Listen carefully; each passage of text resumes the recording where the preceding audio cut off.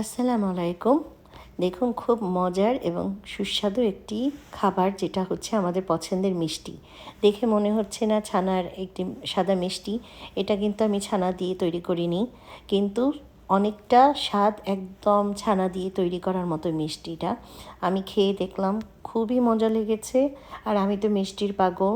কিন্তু এই মিষ্টিটা আপনাদের খুব অল্প খরচে অনেকগুলো মিষ্টি বানাতে পারবেন। তো চলুন দেখি কী কী লাগছে। ঘরে যদি আপনাদের সুজি থাকে 2 কাপ পরিমাণ সুজিকে আপনারা ভালো করে টেলে সেটাকে ভালো করে ওয়াশ করে এবং সেই সুজিটাকে আপনারা কাপড়ের সাহায্যে ছেঁকে নেবেন। আমার এই সুজিটা অনেক দিন ছিল বলে সামান্য কিছু একটু পোকার মতো দেখা গিয়েছে, তাই আমি এটাকে ভালো করে টেলে ভাবলাম ফেলে কেন দেবো, একটা ভালো জিনিস তৈরি করে দেখি। আর এখানে অল্প খরচই হয়েছে। দেখুন রিকোটা চিজ, যেটা ছোট ওয়ালমার্টের ব্র্যান্ড। নিডু মিল্ক তো ঘরে থাকে চা খাওয়ার জন্য। আর কনডেন্স মিল্ক, সেই কনডেন্স মিল্কও খুব অল্প পরিমাণ লেগেছে। আপনারা দিলে দিতে পারেন, না দিলেও হয়। আমি দিয়েছি যেন একটু ভালো স্বাদ হয়। তো ননস্টিক একটা ফ্রাই প্যানে রিকোটা চিজ যেটা আছে সেটাকে আমি মাত্র 1 কাপ পরিমাণ নিয়ে নিলাম, যেটার হাফ রিকোটা চিজ, যেটা ছোট দেখেছেন। এটা $19 বা এরকম ওয়ালমার্টের ব্র্যান্ডের থাকে বা পাবলিক্সের ব্র্যান্ডে থাকে। তো ওটাকে আমি একটু ভালো করে মেল্ট করে নিচ্ছি, যে ওটার উপর এক্সট্রা যে ক্রিমটা সেটা যেন বের হয়ে আসে। আর সাথে এই যে সুজিটা সেটা আমি দিয়ে দিলাম। একটু রান্না করে নিব, কারণ আমি ভাপাবো না। আপনারা যদি ভাপান তাহলে আপনাদের এইভাবে ফ্রাই প্যানে রান্না করতে হবে না।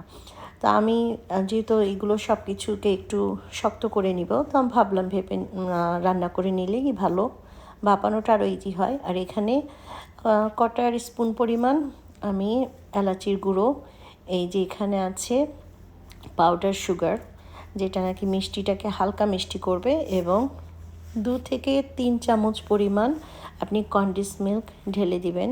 তো আমি আন্দাজ মতো আমি দিয়ে দিলাম, আমার যে চোখের আইডিয়ায়, যে 2 থেকে 3 চামচ বা 4 চামচ যাই হোক সেই পরিমাণ দিয়ে নিলাম, যেহেতু কুক করলে ড্রাই হয়ে যাবে।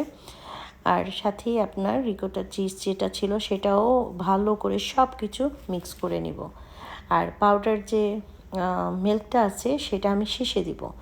তো এই যে দেখুন অনেকখানি হয়ে গিয়েছে, মানে পানিটা প্রায় শুকিয়ে এসেছে। তখন আমি 2 টেবিল পরিমাণ পাউডার যে মিল্কটা আছে সেটা আমি দিয়ে দিচ্ছি।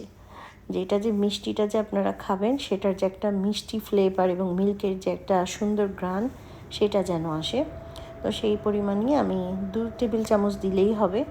আর এটা যে সুজি দিয়ে বানাচ্ছেন, যে এটা কেউ যখন খাবে বুঝতেই পারবে না যে এটা সুজি দিয়ে বানানো।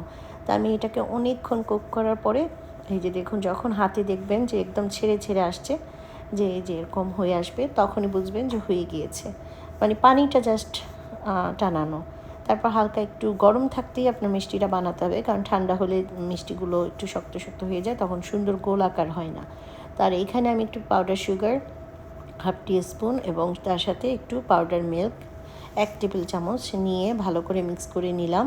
এটা মিষ্টিটাকে উপরে দেওয়ার জন্য, যেটা মাওয়া থাকলে মাওয়া দিতে পারেন, কিন্তু আমি যেহেতু কম খরচে করছি, সেই অল্প খরচের মধ্যে আপনার অনেকগুলো মিষ্টি বানাতে পারবেন। সেই মাথায় চিন্তা রেখে আমি পাউডার মিল্কটাকে একটু সুগারের সাথে মিক্স করে মাওয়ার মতো করে নিলাম। তো এখন দেখুন সেটাকে আমি হাতের মধ্যে একটু ঘি নিব, নিয়ে সুন্দর করে চমচমের আকারে বা গোল আকারে আপনারা বানাতে পারেন, যে যেরকম ইচ্ছা। আর এটাকে যদি আপনারা আরেকটু হালকা ব্রাউন কালারও করতে চান, সেটা আপনারা একটু কালার দিতে পারেন, কিন্তু কালারটা না দেওয়াই ভালো। তাই আমি সুন্দর সাদা রাখা ছানার মিষ্টির মতো করেই করলাম। এই যে দেখুন চমচমের মতো করে করে নিলাম। একটু হালকা করে চাপে চেপে করতে হবে, যেন বেশি যদি আপনি চাপ দেন তাহলে মিষ্টির যে ভিতরে যে ছানার যে লেয়ারটা সেটা নষ্ট হয়ে যাবে। তাই সুন্দর করে হালকা হালকা করে এই যে মিষ্টির শেপে আমি বানিয়ে এই যে দুধের যে এটা আছে, মাওয়াটা আছে, সেটার উপরে হালকা করে আমি একটু রোল করে নিব। আপনারা সবগুলো বানানোর পরেও করতে পারেন, এবং আমি জাস্ট দেখানোর জন্য আমি সব এগুলো করে নিলাম। তো দেখুন সুন্দর হয়ে গেল মিষ্টিগুলো। আশা করি আপনাদের খুবই ভালো লাগবে, আর দেখতেও এত সুন্দর হয়েছে। দেখুন দেখে মনে হচ্ছে যে একদম খেয়ে ফেলি, কি বলবো, মানে আমি আর লোভ সামলাতে পারিনি। আমি সাথে সাথে বানানোর পরেই একটা মিষ্টি খেয়ে নিয়েছি, আর মিষ্টিটা অতিরিক্ত করা হয়নি, খুবই হালকা এবং মিডিয়াম মিষ্টি, যাদের ডায়াবেটিস আছে তারাও খেতে পারবেন। আর পাউডার সুগারের পরিবর্তে আপনারা সেই স্ট্রবেরির যে সুগারটা আছে সেটাও দিতে পারেন। তো হয়ে গেল আমার খুব সুন্দর একটা রেসিপি। আশা করি ভালো লাগবে আপনাদের। এরকম সুন্দর সুন্দর কম খরচে নতুন কোনো রেসিপি আমি শেয়ার করতে পারলে আমারও ভালো লাগবে। আল্লাহ হাফেজ।